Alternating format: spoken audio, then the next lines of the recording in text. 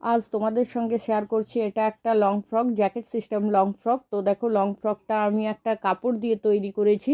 তো কিভাবে তৈরি করেছি, কিভাবে কাটিং করেছি, একটু একটু করে দেখানোর চেষ্টা করেছি আমি এখানে।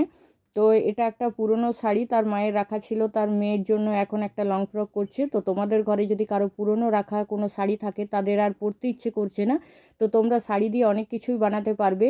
লং ফ্রক বানাতে পারবে, লেহেঙ্গা বানাতে পারবে, স্যুট বানাতে পারবে, আরও অনেক কিছু। কাপড়ের কোয়ালিটির ওপর ডিপেন্ড করছে কেমন ধরনের কাপড়, সেই বেসিসে তুমি জিনিসটা বানাতে পারবে। তো প্রথমে শাড়িটাকে আয়রন করে রেখেছি, আর প্রথমেই দেখালাম আস্তারটা আমি আগে থেকেই কেটে রেখে দিয়েছি। এখানে নিচের ঘেরটা তোমরা দেখতেই পাচ্ছ কতটা আছে, সেই ঘের অনুযায়ী আমি নিচের কাপড় ওই আস্তরের বরাবর কেটে নিচ্ছি নিচের কাপড়টাকে। তো এখানে দেখো, আমি প্রথমে কাপড়টা নিচটাকে পুরো মুড়ে নিচ্ছি, না হলে এটা খুলে যাওয়ার ভয়টা সব থেকে বেশি থাকে নিচের ঘেরটাকে। তারপরে প্রত্যেকটা পার্ট একটু একটু করে আমি স্টিচ করছি। আর ওপরকার অংশটা আমি কাটার ভিডিও এখানে দিইনি, কারণ আমি ভুলে গেছি ওটা। তোমরা যদি কেউ দেখতে চাও, পরের ভিডিওতে আমি দেখিয়ে দেব। আর কোনো ভিডিওতে আমার মনে হয় তোমরা যদি চেক করো তো দেখতে পাবে ওপরের পোর্শনটা আমার কাটার এক দুটো ভিডিও হয়তো হয়ে থাকতে পারে, আর যদি না থাকে কমেন্টে বলো, আমি দেখিয়ে দেবো।